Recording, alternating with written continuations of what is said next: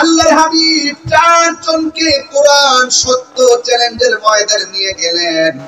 একজনের নাম হলো মাওলা আলী রাদিয়াল্লাহু তাআলা আনহু, যার জন্ম খানায় কাবা ঘরের ভিতরে হয়েছে। জোরে কি সুবহানাল্লাহ বলা যাবে না?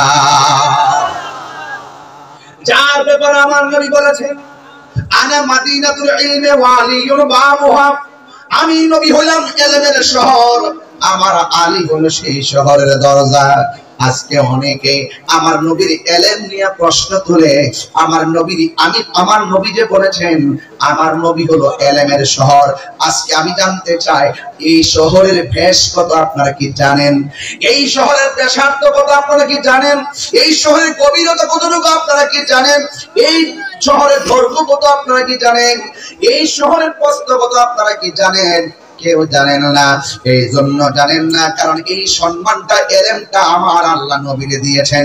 কিছু ইলম জাহিরি, আবার কিছু ইলম বাতিনি। এই জন্য আল্লাহ বলেছেন ওয়া রাফা'না লাকা যিকরাক।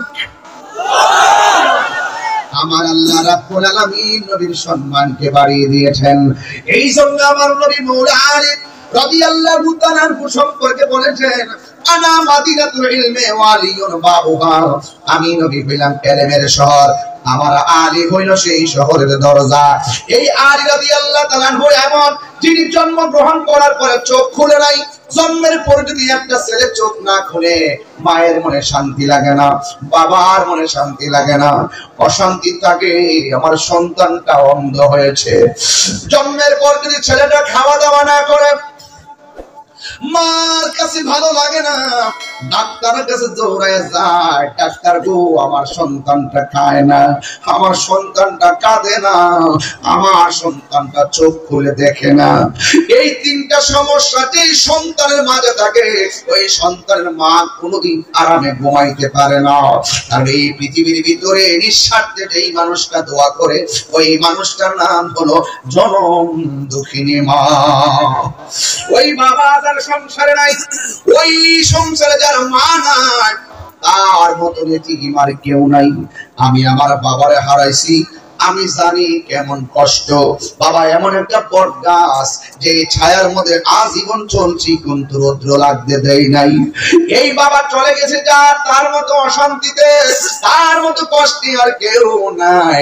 আল্লাহ রাব্বুল আলামিন যেন সব মা বাবার জান্নাতি করে, জোরে গণা আমিন। এবার ওই মাওলা আলী রাদিয়াল্লাহু তাআলা আনহু, তিনি খায় না, চোখে তাকায় না, জবান দিয়া কান্দে না। এবার ওই মাওলা আলীর মা দুঃখিনী চিকিৎসার জন্য অন্য কারোর কাছে নিয়ে যায় নাই, সোজা আমার রাহমাতুল লিল আলামিনের দরবারে চলে গেছে।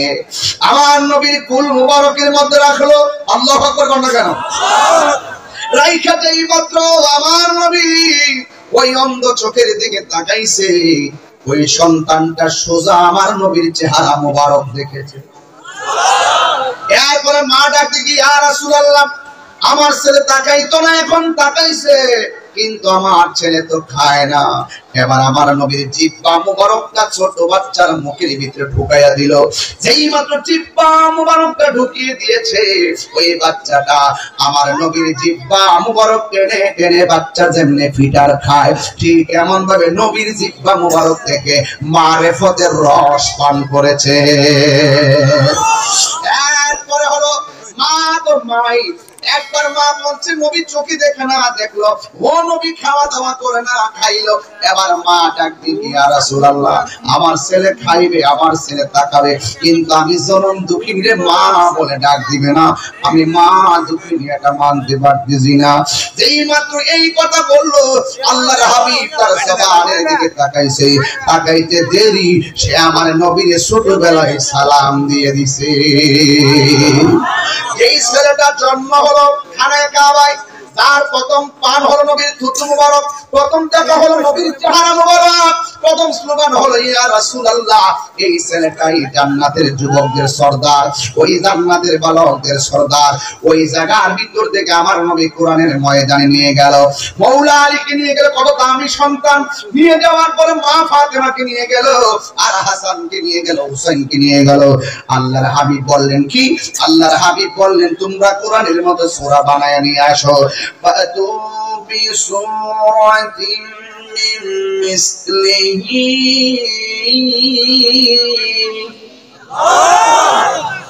এদিকে আওয়াজ হয় না, আরো জোরে বলেন। আপনারা বলেন, আপনারা বলেন, জবান খুলে সবাই পড়েন। পৃথিবীর সেরা ডায়লগ আল্লাহু আকবার। অনেকে বলে, মাঝে মাঝে বলে এমক সেলিব্রিটি, এমক সেলিব্রিটি। আমি বলি যে সবচেয়ে বড় সেলিব্রিটি কে জানো? সবচেয়ে বড় সেলিব্রিটি হলো কোরআনের হাফেজ। কথা বলেন ঠিক না বেটি? এটা গুরুত্বপূর্ণ বিষয়। এটা ইচ্ছা করলে কিন্তু আমার পক্ষে সম্ভব না, আপনার পক্ষে সম্ভব না। আল্লাহ তাকে দয়া করে তার সিনার মধ্যে এই কোরআনটা ঢেলে দেয়। কথা কোন ঠিক না? আমার যুবক ভাইরা, আরে কি বলবো, আমি কিন্তু সংক্ষিপ্ত বলছি, অনেক গুরুত্বপূর্ণ কথা বলছি, তথ্যভিত্তিক কথা, কোনো ইতিহাস না, এটা বাস্তব কথা বলছি। আল্লাহর হাবিব 4 জনকে নিয়ে গেলেন। আল্লাহর হাবিব বলছেন ফাতু বিসূরাতিন মিন মিসলিহি। তোমরা যে বলছো কোরআনটা আমি নবীর বানানো, এখন কোরআনের মতন তোমরা একটা সূরা বানাও। এবার কাফেররা বলে আপনি পড়েন। দেখেন, আমার নবীজি জানতেন কোরআনের সবচাইতে বড় সূরার নাম হলো সূরা বাকারা, আর সবচাইতে ছোট সূরার নাম হলো সূরা কাউসার। আল্লাহর হাবিব জানে এখানে সময় কম, কাজ বেশি করতে হবে। কতক্ষণ ঠিক কিনা? এরপরে আল্লাহর হাবিব কোরআনের একটা সূরা পড়লেন। বাহাসের ময়দানে আমার সাথে সবাই পড়েন, ইন্না আ'তাইনাকাল কাউসার ফাসাল্লি লিরাব্বিকা ওয়ানহার ইন্না শানিআকা হুয়াল আবতার। সবাই আমার জবান করে বলেন, ইন্না الكوثر فصل لربك وانحر إن شانئك هو الأبتر। চ্যালেঞ্জের ময়দানে আল্লাহর হাবিব বলেন এই কোরআনটা একজনের কালাম। সিরাজগঞ্জের বাবা, রাজাপুরের বাবা, সখী গাজীপুরের বাবা, সবাই জবানটা খুলে বলেন তিনি কে? এবার নবী তেলাওয়াত করলেন আর কাফেরদেরকে বললেন তোমরা কোরআনের সূরাটার মধ্যে একটা সূরা বানাও। এবার তারা কইলে একটা ব্যাপার হলো আমরা তো আরবি ভাষী বানাই বললাম একটা। এবার তারা বলতেছে ইন্না আ'তাইনাকাল কাউসার। এখন এই আয়াতের পরে আর আয়াত বানাইতে পারে না। এবার তারা লাস্টে বলতে বাধ্য হয়েছে লাইসা হাযা কালামিল বাশার। আমরা বিশ্বাস করেছি এই কোরআন মানুষের বানানো কোনো গ্রন্থ নয়। জবানটা খুলে বলুন কোরআন কার কালাম? আর হাত তুলে বলুন কোরআন কার কালাম? তার মানে প্রমাণ হয়ে গেল এই কোরআনকে নিয়ে যারা সন্দেহ করেছিল 4000 বছর আগে আল্লাহর হাবিব জিহাদের ময়দানে, বাহসের ময়দানে গিয়ে সত্যতা প্রমাণ করেছিল। তাহলে বোঝা গেল কোরআনের ইতিহাস বিজয়ের ইতিহাস, আর কোরআন বিধ্বংসের ইতিহাস, পরাজয়ের ইতিহাস। হাত তুলে বলুন ঠিক কিনা?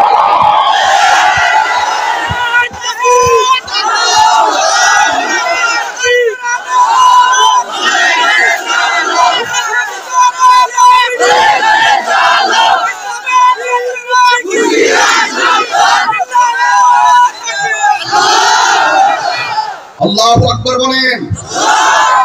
তাহলে আমরা কি নিকৃষ্ট জাতি না শ্রেষ্ঠ জাতি? তাহলে শ্রেষ্ঠ জাতির কাজ শ্রেষ্ঠ হতে হবে। তোমার চোখের ভিতরে, তোমার হাতের মাঝে সভ্যতার কলম আর সভ্যতার কাগজ দিতে হবে। সভ্যতার ইতিহাস কোরআনের আলোকে নিজের জীবনকে সাজাতে হবে। সেই সভ্যতার কালি আর কলম দিয়ে আমার জীবনকে এমন ভাবে সাজাবো যেই জীবনের মাঝে কোনো উগ্রতা থাকবে না, দাঙ্গাবাজি থাকবে না, কোন ধরনের মারামারি থাকবে না, কাটাকাটি থাকবে না, উস্কানি থাকবে না, উগ্রতা থাকবে না, ধর্মান্ধতা থাকবে না, থাকবে শুধুমাত্র একতা, থাকবে শুধুমাত্র ভালোবাসা। কথা বলেন ঠিক কিনা বলেন? আমার রাসূল কি মারামারি করেছেন সেখানে? আমার রাসূল সুন্দর করে দিনকে প্রেজেন্টেশন করেছেন, ওরা মানতে বাধ্য।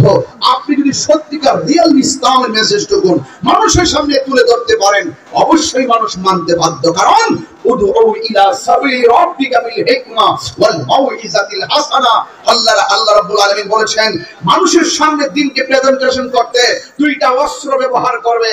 আমরা মনে করেছি একটা অস্ত্র লাঠি আর একটা অস্ত্র তলোয়ার। নো, দুইটা অস্ত্র হলো, একটা অস্ত্র হলো হিকমত, আরেকটা অস্ত্র হলো সুন্দর ব্যবহার। কথা বলেন ঠিক কিনা বলেন?